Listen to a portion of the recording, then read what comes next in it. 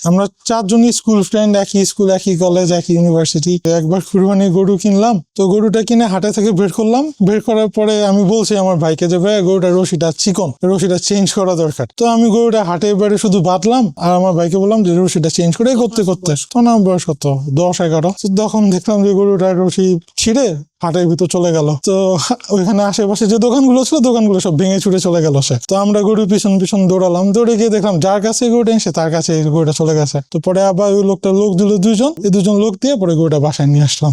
যে আমাদের 3 বন্ধু থেকে ফার্মটা করা আর কি। আমরা 3 জন মিলে গরু কিনি, কি খাওয়াবো না খাওয়াবো, কি মেনটেন হবে, কিংবা একটা গরু সমস্যা হলো 3 জন ডিসকাস করে ডিসিশন নেই। এই খামারে আমাদের বর্তমানে যে গরু আছে 30টা গরু, ষাঁড় গরু আছে, 40টার উপরে ছাগল আছে। এগুলো বর্তমানে মূল্য হবে 56 লাখ। তো যখন প্রথম দেরি করলাম তখন আমার এক বন্ধু বললো যে ঠিক আছে আসো মিষ্টির দোকান দিয়ে। তো তখন আমার একটা বন্ধু বললো যে মিষ্টির দোকান দিয়ে 2টা মহিষ লাগবে। কেন?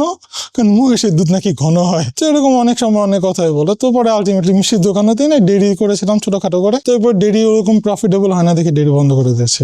আলটিমেটলি ওরকম ভাবে আমাদের ওরকম কোনো দ্বিমত হয় না, কারণ সবকিছু আমরা 3 জন মিলে ঝিলে একসাথেই করি সবকিছু। শুরুটা হচ্ছে 2016 সালে। কুরবানি ঈদের পরে আমাদের এক বন্ধুর বাসা ছাদে ছিলাম। তো তখন আমরা ছাদে একটা ভিডিও এবং ছাদে গরু দেখে আমরা আসলে খুব আমাদের খুব ভালো লাগে। তো তখন একজন বললো যে আসো আমরা ফার্ম দেই। আমাদের পার্টনারদের মধ্যে একজন বললো যে আসো একটা ফার্ম দেই। তো পরে ঠিক আছে ফার্ম দেই। প্রথমে আমরা 4-5 জন ছিলাম, পরে শেষ পর্যন্ত 4 জন হলাম। 4 জন মিলে ফার্মের কার্যক্রম শুরু করলাম। তো 4-5 বছর চলার পরে আমার যে একজন পার্টনার ছিল ওর জন্য আসলে যাওয়া আসা করাটা এখানে সময় দিতে পারছে না। তো এই জন্য বললো যে ভাই আমি আর থাকবো না। তো এরপরে চলে গেল। এখন আমরা 3 জনই আছি। এটা আসলে ফিক্স না, এক এক বছর এক এক রকম। যেমন ধরেন কোনো বছর আমার 10 লাখ হলো, কোনো বছর 7 লাখ হলো, আবার কোনো বছর লসও হলো। খামার করা সবচেয়ে বড় চ্যালেঞ্জ হচ্ছে গেলো বর্তমানে, সেটা হচ্ছে এফএমডি।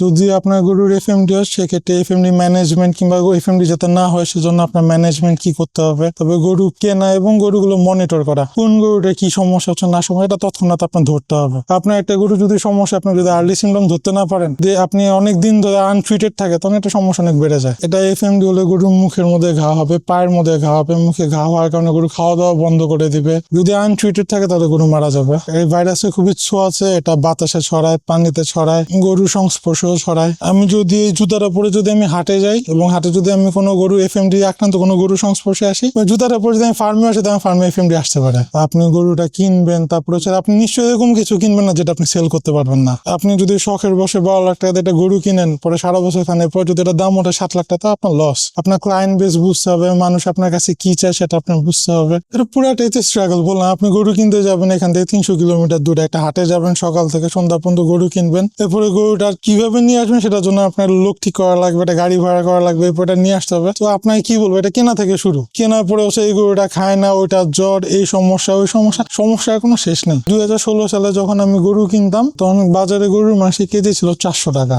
তখন 400 টাকা করে যখন গরু কিনতাম তখন গরুর মন কিনতাম 16,000 করে। আর এখন বাজারে গরুর মাসের দাম হচ্ছে 750 টাকা, 800 টাকা। আমার 30-32-35 হাজার টাকা মনে গরু কিনা লাগে। 5 মণ একটা গরু তখন কিনা আমি 80,000 টাকা দিয়ে 16 সালে। এখন এই 5 মণ একটা গরু কিনা লাগে আমার 1.5 লাখ টাকা দিয়ে। এখন তুমি খাওয়া দাওয়ার পরে সেল করো। আমার ব্যবসা ফার্মিং জায়গায় ব্যবসায় রিস্ক অনেক। আপনি গরু ট্রাকে করে নিয়ে আসেন, গরু ট্রাকের অ্যাক্সিডেন্ট হলো, গরু মারা গেল, আপনার অ্যাসেট শেষ। সুস্থ গরু আপনি দেখলেন, রাতের বেলা দিয়ে গেলেন সুস্থ, পরের দিন সকালে বলে ভাই গরুটার অবস্থা ভালো না, গরুটা পড়ে গেছে, গরুটা মারা গেল, এটা আপনার লস। হ্যাঁ, এরকম একবার হয়েছে, একটা গরুর সাথে হয়েছে। আমার একটা 480 কেজি ওজনের গরু ছিলাম, রাতের বেলা দেখলাম গরুটা সুস্থ, সকালবেলা হঠাৎ দিন গরম ছিল অনেক, গরুটা হিট স্ট্রোক করে। তো হিট স্ট্রোক করে তখন ট্রিটমেন্ট করে বা কিছু করার সুযোগ ছিল না, গরুটা সাথে সাথে মারা যায়। প্রথমে কিছুই জানতাম না, আগে মনে করতাম গরু শুধু ঘাস খায় অথবা গরুকে শুধু ভুসি খাওয়াতে হবে। তো এরপরে গরু কেনার পরে স্টাডি করলাম যে গরুকে কি খাওয়াতে হবে, গরুকে কতটুকু খাবার দিতে হবে, তারপরে সে গরুটা কি রোগ হতে পারে, এই গরুটা টেম্পারেচার কেন, গরুটা টেম্পারেচার হাই থাকলে এটা আমার একটু